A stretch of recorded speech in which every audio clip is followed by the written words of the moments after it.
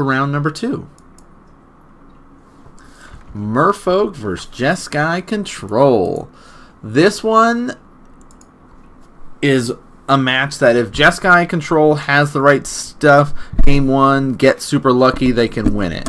Otherwise, they're pretty much guaranteed losing game 1 and have to rely heavily on their sideboard to come back in game 2, game 3 there. And they can. Like, they've got access to board wipes like Supreme Verdicts. They have access to things like Anger of the Gods. Now, Anger of the Gods doesn't do as well. You really are hoping for those Supreme Verdicts because they can get their Merfolks to be much bigger than 3 toughness pretty easily. So Eric has been picking this up recently. Was our kind of resident hexproof Boggle player for quite a while, and now he's like, you know what? This deck is fun. I want to play more of this, and he's been playing the blue-green version and has been trying out a couple of fun-ofs, a couple of interesting deck choices to really just see where he can bring the deck to the most power with the flex spots that are available to him. So we're going to be hopping into game number 1 here as we see what these players are lucky enough to be able to keep here in game 1. So I'm not sure if it's like combo control for Max, if it's more tempo based. I'm just not sure. He felt like doing fishy things. I like that. Felt like doing fishy things. He did.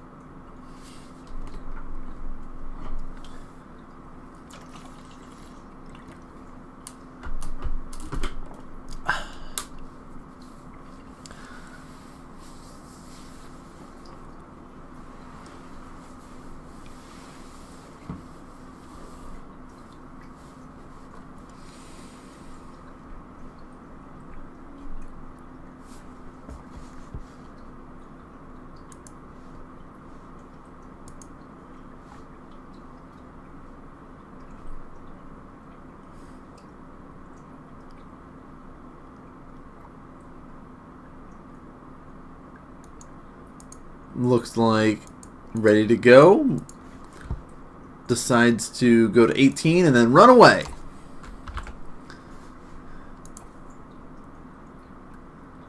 I don't know why. Maybe just checking something.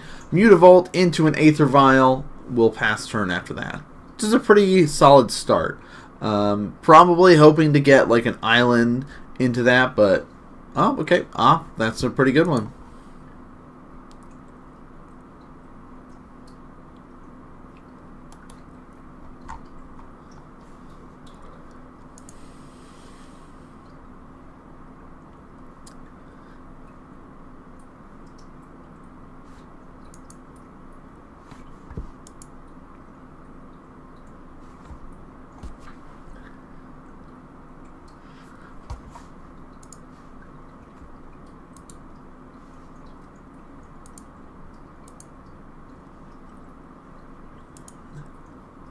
Alright, so he does have access to the Aether Vial to drop something in on 1. He's got 2 mana here because he was able to play that Botanical Sanctum as well. So he's sitting, has a lot of options available. I know he's got, looks like, a Master of the Pearl Trident in his hand. Can't quite tell what other hiding things that he might have.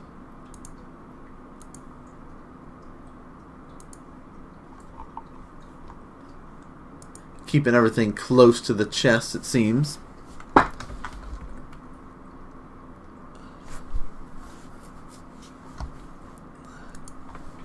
Looks like he's going to activate that Mutavault, try to push for damage. Max is going to have none of it and send a Lightning Bolt right at that. And then happily it says, okay, cool. I'll just, drop down to 17. No big deal.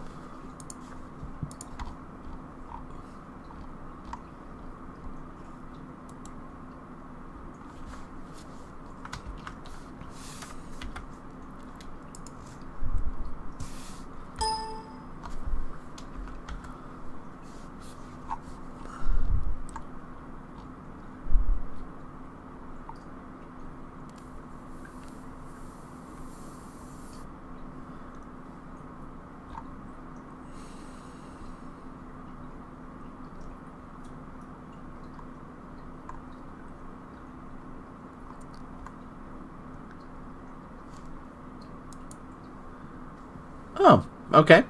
Basic mountain and passes on over.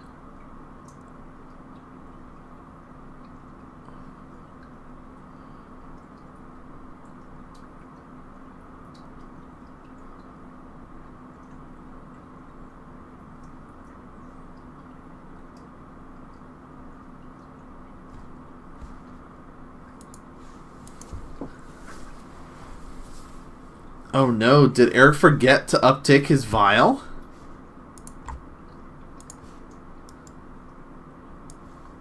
So, he will be fetching probably shocking as well here.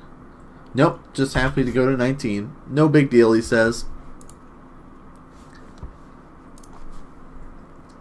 Yikes.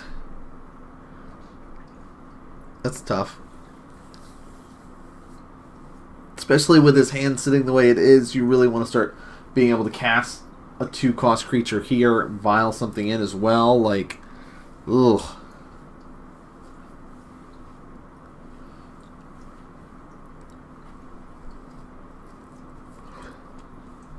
Master of the Pearl Trident, able to give all other merfolks +1/+1 and Island Walk, but he says no. I'm gonna cast this Spell Queller. Sup.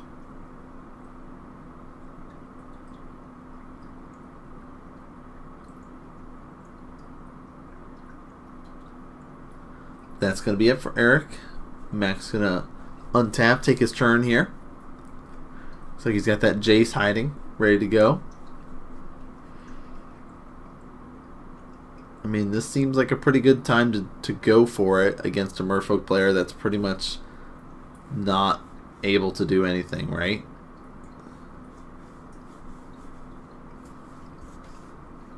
Comes at Eric for 2 points of damage.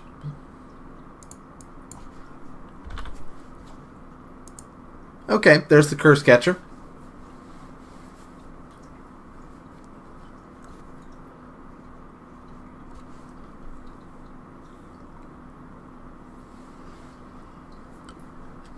Now, Curse Catcher is nice against control because you can sack it and be able to have your opponent basically pay 1 more mana for their instant or sorcery. Breeding Pool. Eric's going to drop down to 15.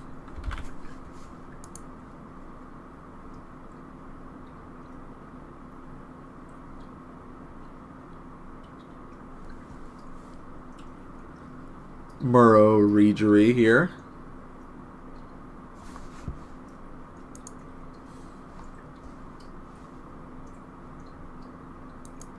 And he says, Lightning Bolt coming at you. And not by you. Coming at one of your creatures, actually.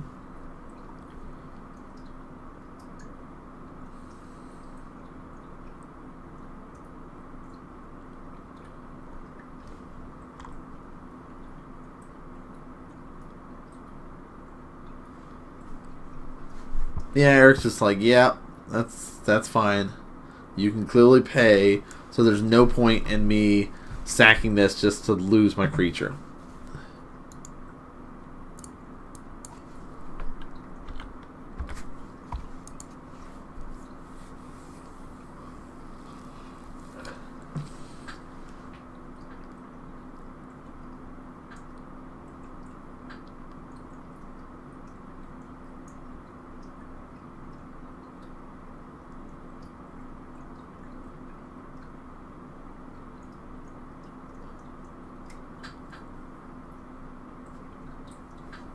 So things are going much better right now for Max than you normally expect them to be in game 1 versus like Merfolk, because it usually is much quicker out the gate and able to do a lot more to mess with you. So this time it's looking pretty good.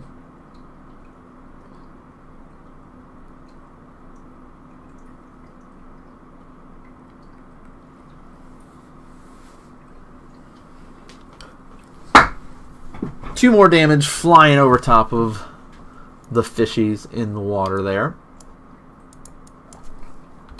Eric's going to drop 13. There we go. Sending out Jace.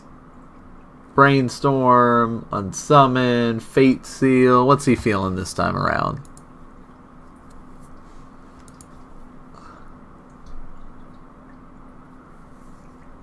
I would like to look at your top card, he says. And he's happy to keep it right there.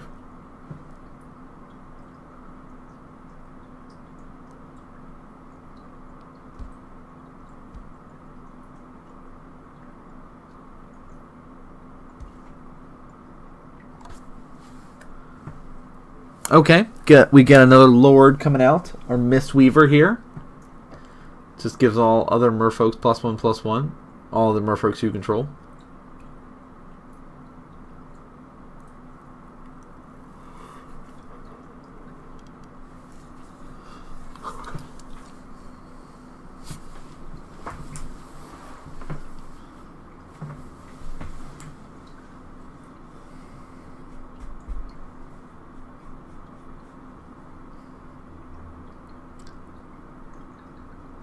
So he says, yeah, let's come at Jace. Before damage, though. Ooh, extra damage. Nice.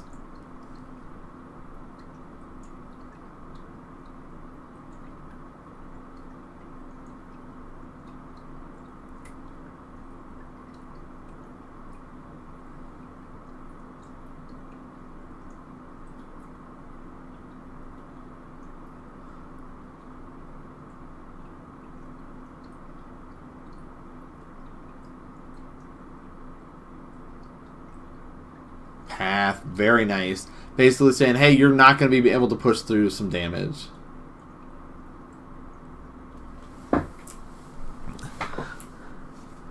Snorkel saying Mistbinder. Ooh, yeah, me likey. It's a good one. So, yeah, I guess I should have written Eric is on the blue-green Merfolk, not just mono-blue. Does have access to things like the Mistbinder, as well as a couple other funos that he's running around. Some of the normal, consistent blue-green cards that you might expect to see, though.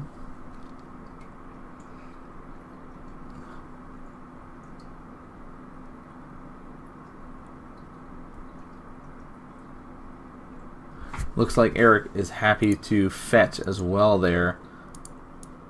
Just thinning out his deck a little bit more, going to 12. And he says, alright, well, I'm just going to deal 2 more damage with this Spell Queller here.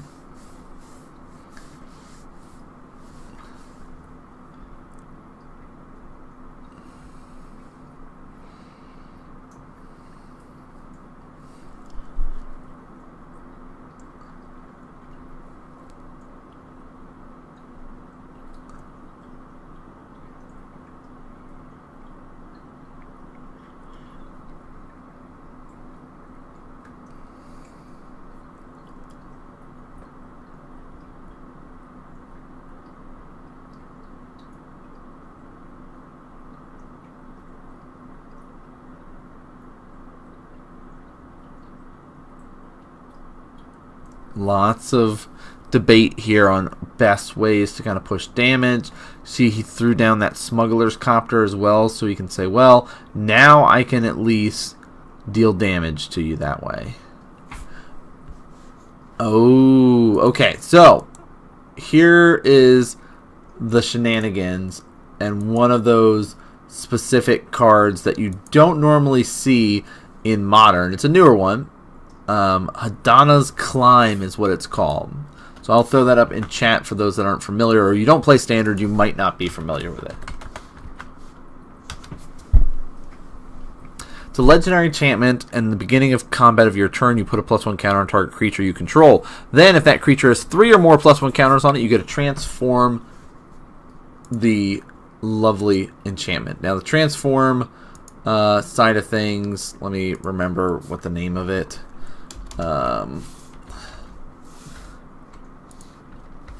Does something. Temple of the Wing Temple of Orzaka. Wow, that's a mouthful, right? And that's the one where you can give a creature +X/+X and flying.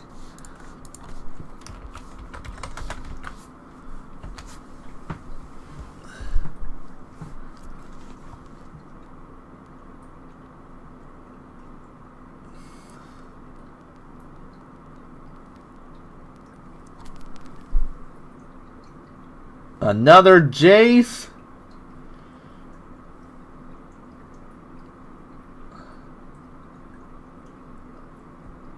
So I was busy looking up the stuff, and I missed seeing the board get cleared.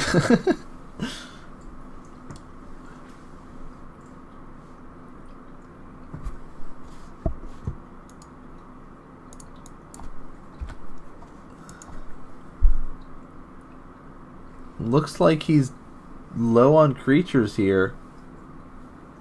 Curse Catcher is going to crew that.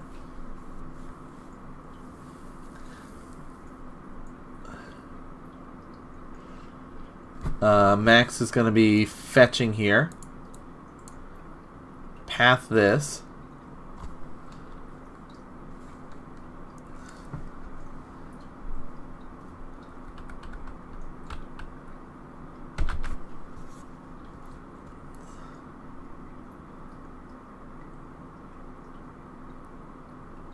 Don't know if he got a basic. Oh, he did. Okay. So we'll say he's at 15 then.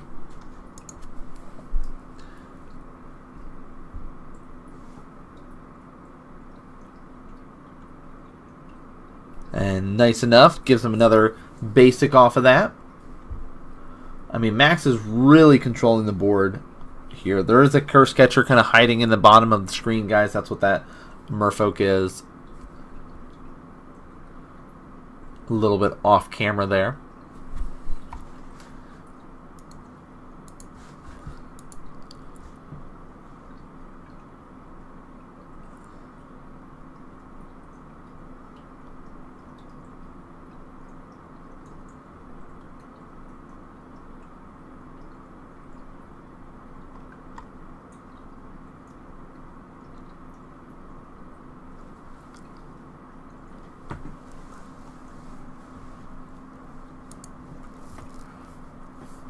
Max happily going to untap here, be setting up, getting ready to go.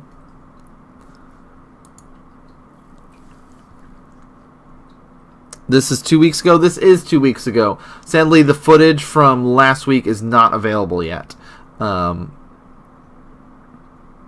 Sadly. Brett is had a crazy busy weekend because it was his 2-year anniversary of streaming, so he was doing a whole bunch of special stuff for that.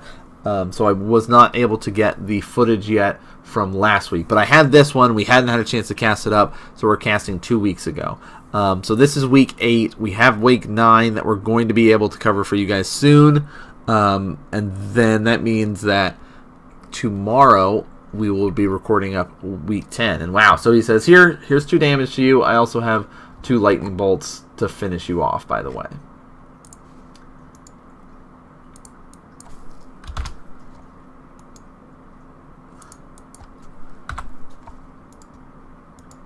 So things are going to get even harder for Eric post-board because that gives Max more hate that he can bring in, more board wipes, things like that.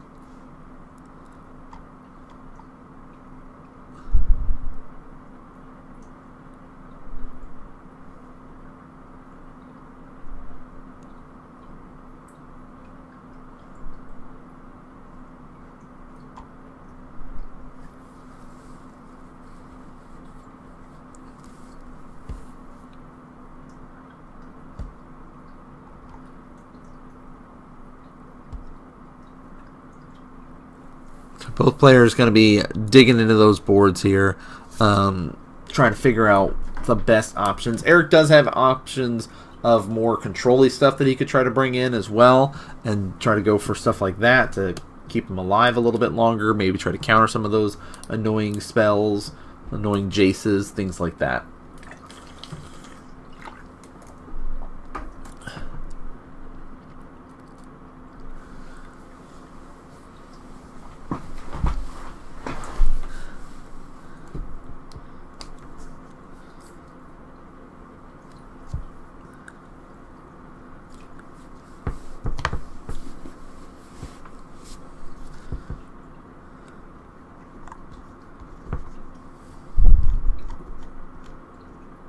It is, let me actually, I keep forgetting to do that. It is blue-green Merfolk. Yes. So it is running like misbinders and things like that.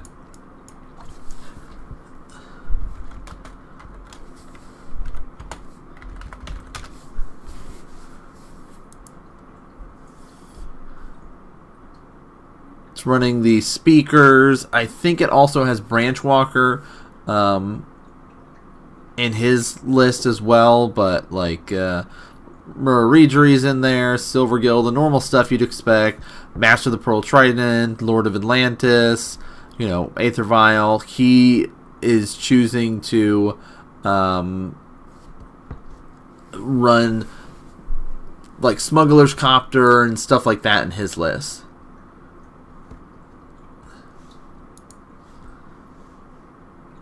We did get to see that Hadana's Climb as a one-of that Eric is running as in one of his flex spots that he's got. I know he is running the Warden of the Waves main board. I know he does have access to the Glass Spinner, Kira, in his board as well. I'm not sure how many Regeries he's on, if he's on 2 or 3, but I know he's got the Branchwalker. He's running the Curse Catcher. I'm not sure. I think he's on Speaker. We have a second blue-green Merfolk player that runs around. So I don't know if Eric is the one on Speaker or not. But yeah, I've seen a couple lists try out Copter. Some of them on a blue list have tried like a 1 or 2 of in there. The loot effect is pretty nice, especially if you start getting flooded. So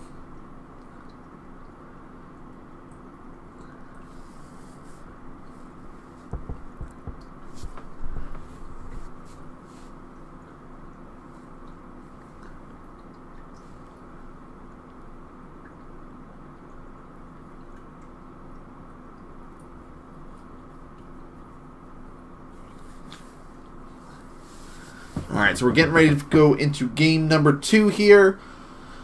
Max rocking out the Jeskai control.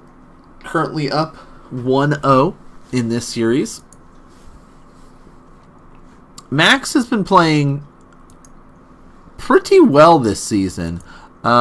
He has been in the top 8, or he has been pretty much consistently in the top 8 since the beginning of the season. Like, he started out crushing this season, getting 12 points the first 2 weeks.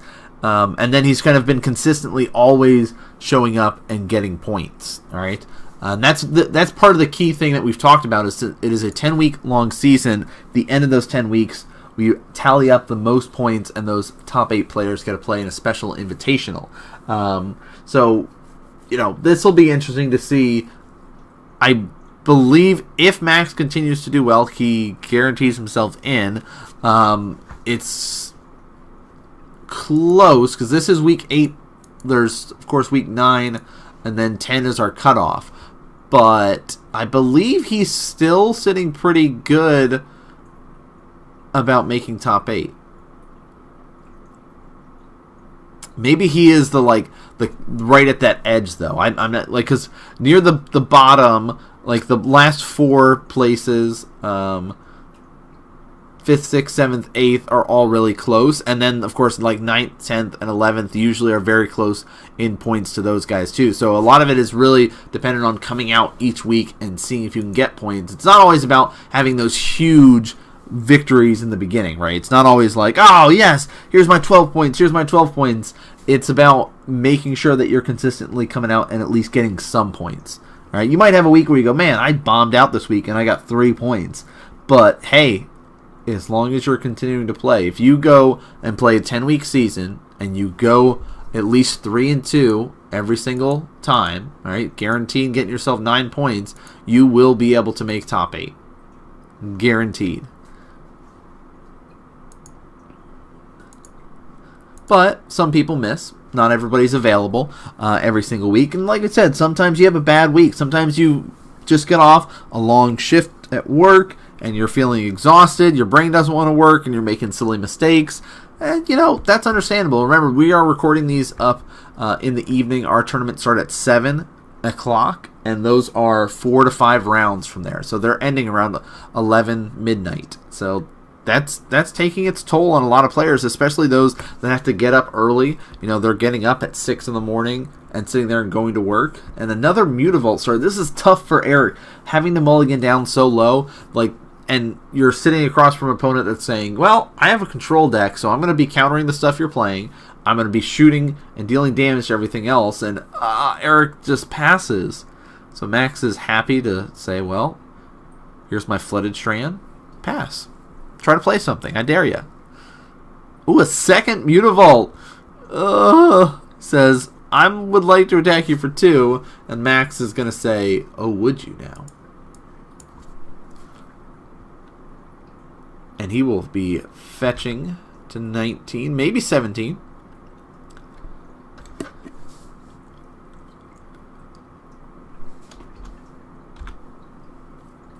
Sacred Foundry does get fetched up here. So he could decide to like Lightning Helix it here or something like that. And that could be specifically why he went for the Sacred Foundry. Could have been opting to play Path to Exile here.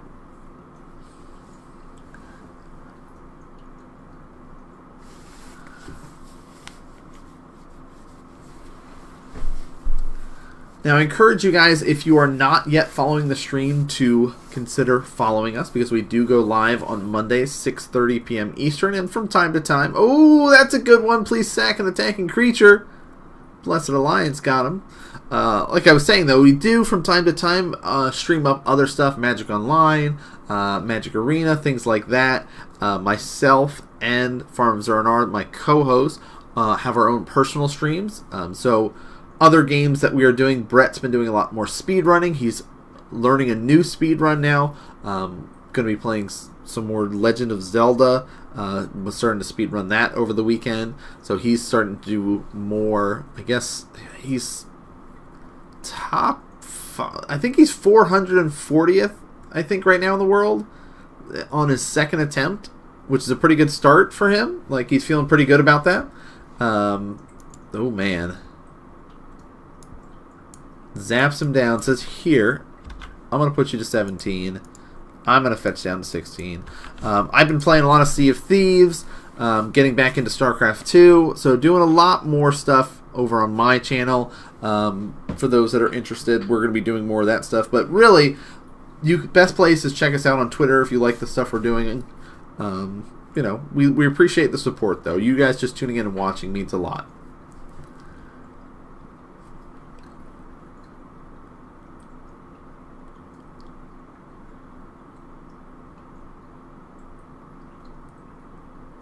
Alright, so end step, he decided to throw a bolt at Eric's way, fetch up for that steam vents, and you know, this is a good time for him to be able to, oh, there's Cape Plains. Yeah, that's what I was going to say. Now's the time where coast is clear, there's no threats out, let's Fate Seal him. And if there's a land, you can put that on the bottom. And yeah, look at him just saying, oh, well, you don't need that. No, you don't need that. Look at that, Botanical Sanctum. It's feeling great. Yeah, look at that, off the top. Got there, he says. Silvergill, I'm going to show you this Merfolk I've been holding on to. I'd like to draw another card, hoping it's on the land. It's not, so... And he'll pass on over.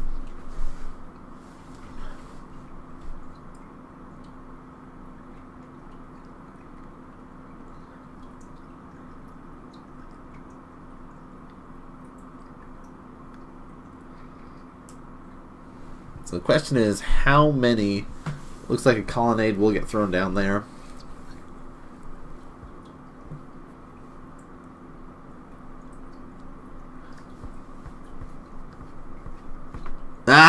Mark Confidant saying, these decks need more Bloodbraid Elves or Reality Smashers. We did have some of those running around last week. We might have some in the later rounds. I'm not sure off the top of my head who else is playing tonight. But those are some good ones.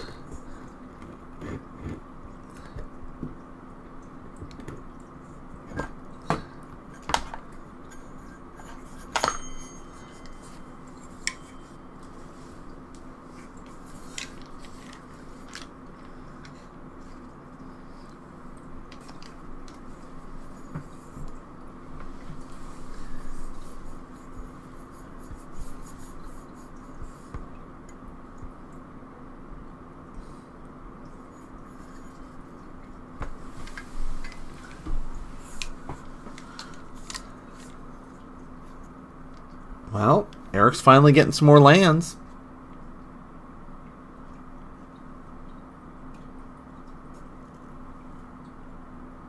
Okay, Branch Walker here, gonna be coming out and saying, "Hey, don't forget about me, guys. Look, I can explore and do something, help you out."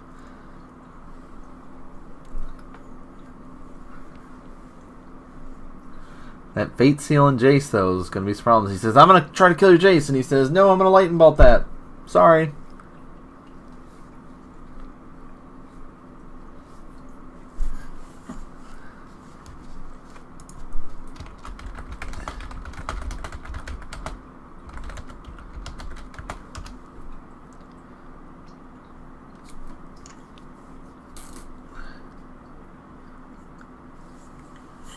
So yeah, it looks like he's debating. Top, bottom, guess I'll keep that there. So he's up to 9 loyalty right now. Only takes 12 to exile cards from target player's library. And then they put their hand as their library.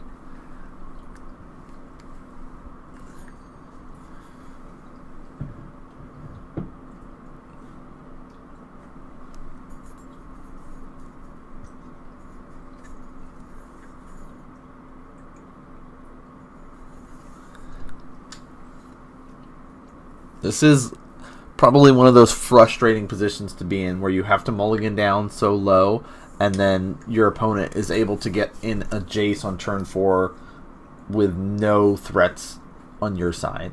And you're playing an aggressive deck that you should have threats, so it's tough.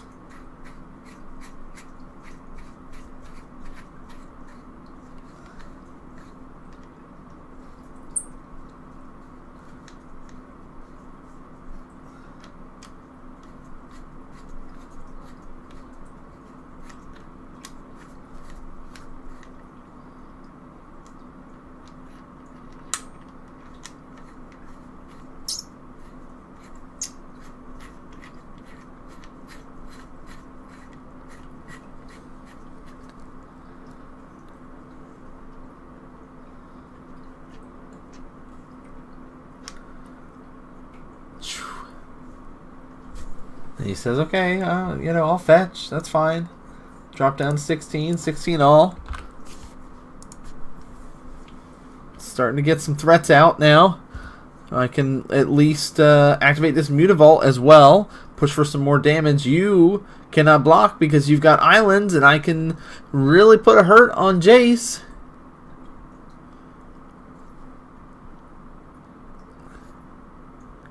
Here's 6 damage coming across towards Jace. Uh-oh. Flash says, "Bolt back, kill this guy off before blockers." Coming at me or coming at Jace? Max says, "I was coming at you, actually." So you'll take 2, I guess, and go to 14. Ugh. That's tough. And he says, "Well, since you're not coming at Jace, I'll make sure that now all you're doing is drawing lands and you're not getting any more threats." But Eric's got a lot in his hand. He did lose at least one of his lands with that because Mutavault did die, which is also a continual threat. It's like Breeding Pool does get thrown down there. Puts him to 14. Just fine. He's like, "Alright, that's cool. I don't, it's annoying, but Mistbinder coming out." Yes, buffing up those Merfolk, unless it gets countered there. She did not use the Cavern of Souls, so it can be countered. "Remand it," he says. "Turn that to your hand. I'll draw a card." But now he can recast it and not worry about it being countered if he wanted to using that Cavern of Souls.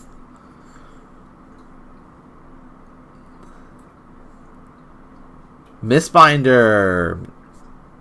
Coming at you for 3, he says. "Helix that." Not gonna happen. I'll go to 17. You lost another threat. Jace is close to ulting.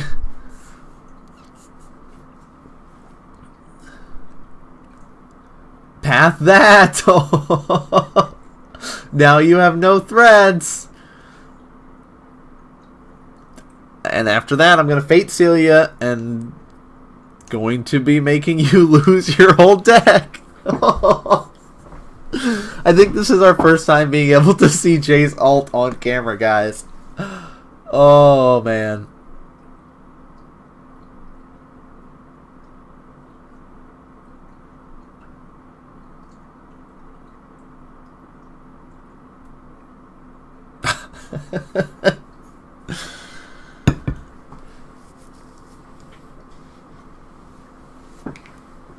Fate Seal. Looks like he's okay with that.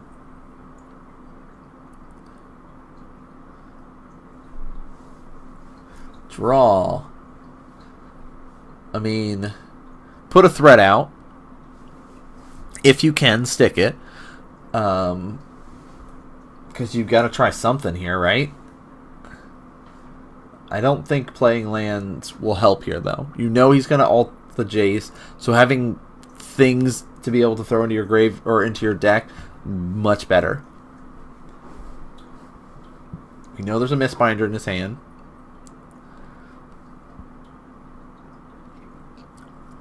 Okay. Master of the Pearl Trident getting thrown down. Says resolves. Phantasmal Image. Ah. Oh no. He's dumping his whole hand.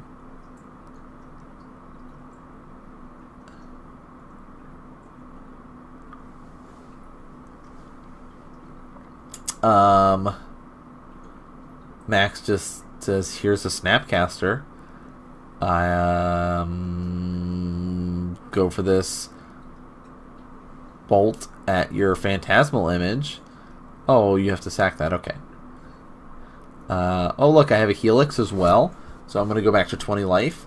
And you have no creatures on board. Then it goes to my turn. I would like to ultimate Jace. Now he's got one loyalty. This is now exiled.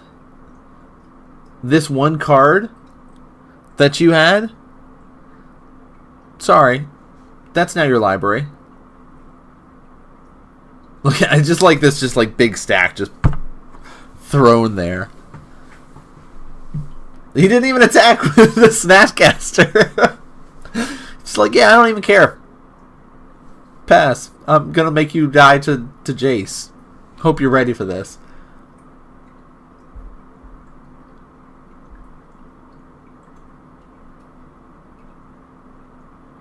Did he? Okay.